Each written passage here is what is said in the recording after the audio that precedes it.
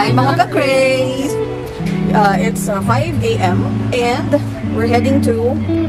It's 5 a.m. and we're heading to Salmon Lake. Dito kami binaba ni Uber. Pumasok kami sa mall. Not sure what mall this is. Pero ayun, papunta kami sa bus station. Because nasakay kami ng bus papuntang Salmon Lake or Nantao. Because meron kaming 3 days outside Taipei for this trip. So we only have our medium luggage and backpacks. Yan, kasi we have to pack light dahil there's gonna be a lot of walking and mga transfers. Galing mo talaga. Ayan, nahanap na rin namin sa wakas. So, nandito kami sa Taipei bus station and pupunta kasi kami sa Salmon Lake today sa Formosan. Napaaga siguro kami because as usual, lagi kami maaga. However, yung ticketing office is still closed. Medyo hirap sila makipag-communicate. So, naintindihan ko lang, sabi dun sa window, yung ibang bus is 6 a.m. pang start ng business. So, mali ako, hindi ko masyadong nabasa at malabo yung nasa ilang pages na itinerary ko. So, 6 a.m. pa pala nga yung open ng ticketing nila. At ang alis ng bus ay 6:50 a.m. That's the first bus schedule. So, niresearch ko na rin naman yan prior, pero hindi ko naman kaagad nabasa. So, masyado kami maaga. And okay lang naman kasi pwede naman kami dito maghintay. There's a convenience store, so let's check it out. So, may nahanap kaming machine na pwedeng doon bumili ng tickets, I think. Pero, yeah, she's paying na. Screen. The screen, ano mo? Mali pala yung nabili kong ticket. Mali yung napili kong destination. Kasi nung nakita ko kaagad yung Nantao, yun ang pinrest ko. Yun pala dapat Salmon Lake.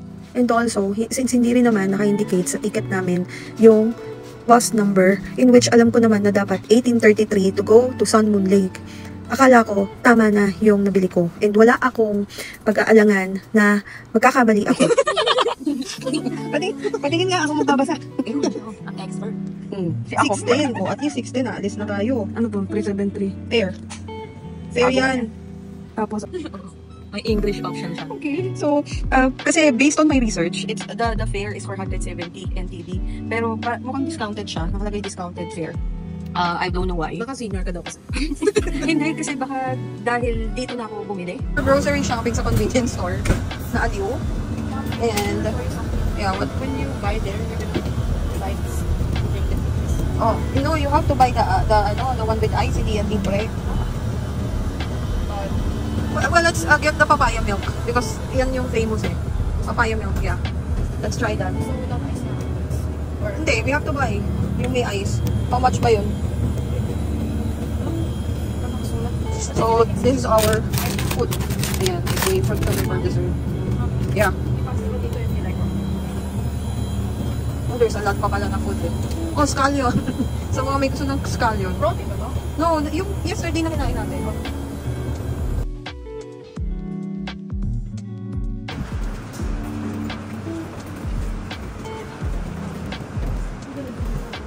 Ang amazing lang yung bus station dito. 4 floors siya. So, hindi siksikan lahat ng mga bus. And then, you'll notice, talagang on time lahat. Aalis sila kahit na walang laman. Pag sinabing, for example, 6 o'clock, alis yung kanina, 6 o'clock, kahit isa lang ang laman. So, ano lang siya. Madali lang din mag-DIY. Alright, so now, nasa bus na kami. Actually, talagang on time sila dito. Say hi! Ayan. So, alam mo ba kung matuwan na naman? May charger? Oh, very good, no? So, meron pang table. Kasi kakain ako later. Rice meal. So, 6:10 talaga sakto. Alis na. Binaba na kami dito ng bus. Kasi dito na daw yung last stop. Nasa taxi kami ngayon. Sa iba kami nadala. At kaya pala, ang sarap-sarap pa ng tulog namin. Ginising na kami na need na namin bumaba. Kasi I'm expecting na 4 hours talaga yung biyahe namin from Taipei. And 9 a.m. pa lang. So, ang expectation namin is hanggang 10 pa kami nasa bus, nasa travel. Tapos, yun pala, ibang Nantao yung napili ko sa ticket vending machine. So, mababait ang mga tao dito, lalo na yung mga tumulong sa amin. And hirap nga lang sila makipag-communicate, but they tried their very best. And then also, sila na rin yung nakipag-usap sa taxi para dalhin kami dun sa Sun Moon Lakes Visitor Center talaga. Ang babayaran namin dito is 1,300 NTD kasi 1 hour yung biyahe. So imagine yung ganong kalayo.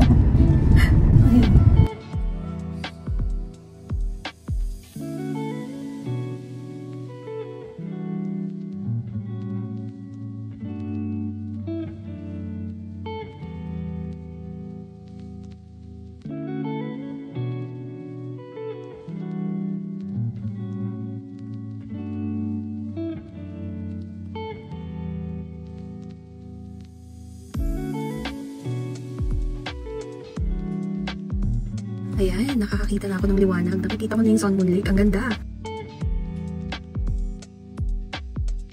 Dito kami binaba ni Manong taxi driver. Malapit na to sa hotel namin. Konting walk na lang.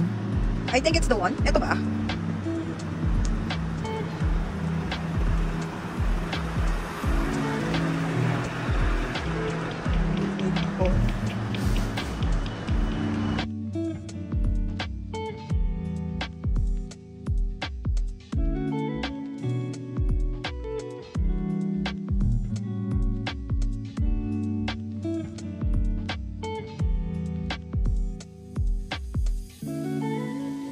Elevator. 6th floor kami. Okay. 602. 02. Ayan, malapit sa LF.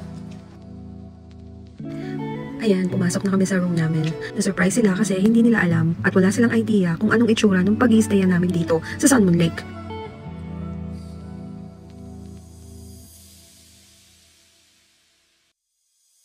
Natuwa naman sila kasi ang ganda-ganda ng view from our room. Tingnan nyo oh.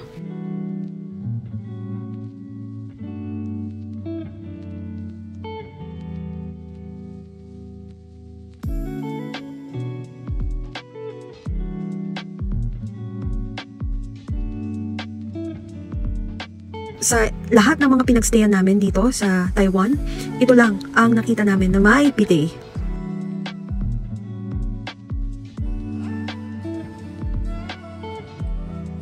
Ayan, isa pa, pakita namin sa inyo yung view ng Sun Moon Lake. Grabe, nakaka-relax, napaka-calming, and napakatahimik din dito. If you'll notice, wala talaga halos tao, diba? Ganyan yung vibe dito. Ito yung masasabi natin na bakasyon kung bakasyon. Tignan mo naman yung sunset, oh.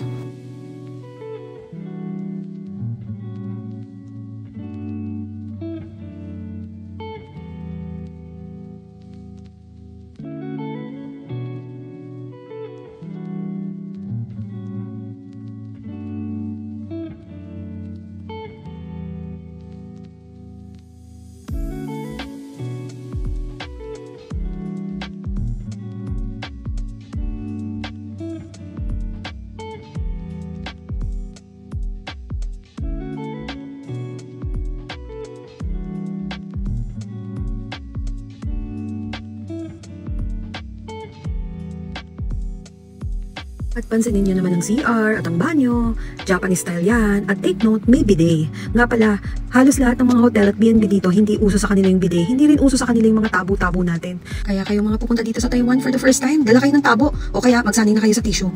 Joke lang. Oo nga pala, 5 PM pa lang yan pero sobrang dilim na. Ganyan ka-relax dito. Parang ang bilis ng gabi. Tapos halos wala ka rin mahahanapan ng makakainan ng kung ano-ano. Bumili na nga lang kami ng food namin pang dinner sa 7-Eleven. Ayan. So lahat ng mga nagustuhan namin doon, pinagkukuha na lang namin. Kasi sobrang nakakagutom na. Dahil kanina pa kami lakad ng lakad, wala kaming mahanap na mabibila ng food. Maybe meron, pero syempre hindi naman natin masyadong kilala kung ano-ano yung mga tinda nila dyan, diba? So doon na lang muna kami sa safe.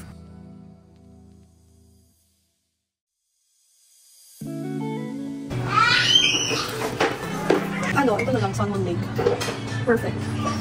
For my favorite titas house collection of Starbucks. Ano ba dito?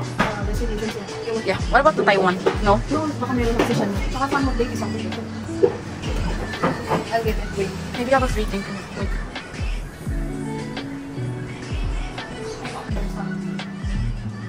Good luck sa'yo. Ikaw pinaka-delikado dito.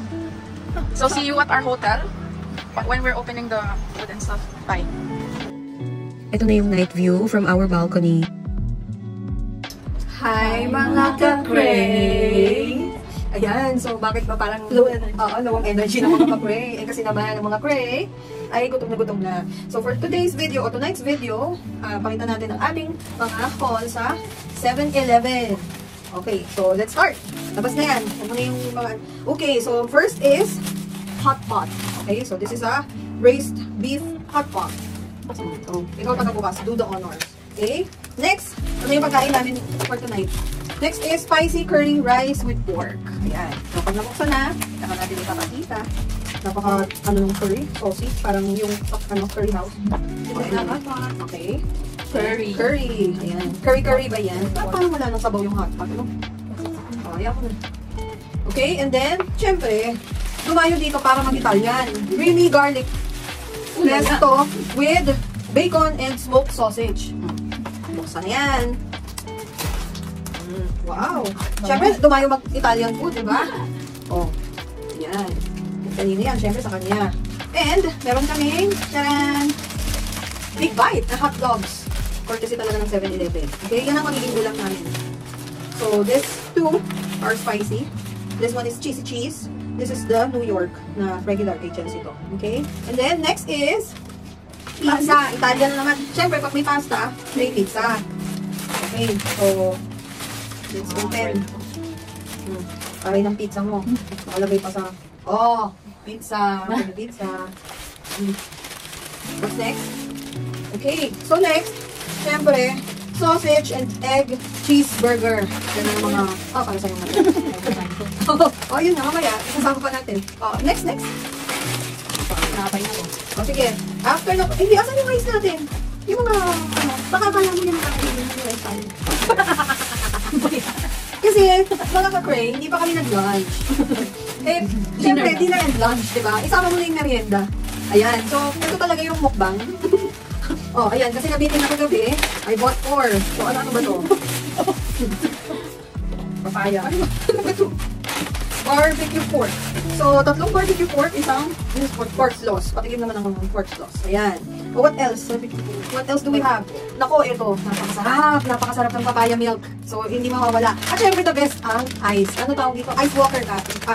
So, ice walker na to. By the way, is subok na subok. Oh, ayan. Subok na subok. Yan. Hindi natutunaw agad. Mga kahit 3 hours, nawala sa freezer. Hindi siya natutunaw agad. Okay, oh, next. Ito na tinapay natin. Basta na yun. Nakakita kami ng bakery. Nakakita kami ng bakery. Oh, walang tuloy tayo ng ilaw. Nakakita kami ng bakery sa tapat ng 7-Eleven. Dito namin nakita. So, ito yun. Look at that. Bread na napakalambot with sobrang daming almonds. And then ito, pork floss. Tapos ito daw yung product nila dito sa Sunmoon. Na may potato, sweet potato sa loob. And what's this? That's mine. Oh, that's hers. Pero hindi niya alam kung ano nasa loob. Surprise. Munggo naman yan. Wait, doon mo muna. Yes, okay. So, at saka syempre meron kami charan, Taiwan beer. Syempre hindi mawawala ang Taiwan beer. Ayun. Ano nangyari yun? Kasi sensor. Okay. Taiwan beer. Ha? Hindi ko alam. Nasa binigay sa akin ng babae. Okay, so mamaya mag-beer tayo. Okay na. This is the end of the day 3 of our Sunmoon Lake Taiwan adventure. Stay tuned for the next episode. Thank you for watching. Don't forget to like, share, and subscribe. See you on our next adventure.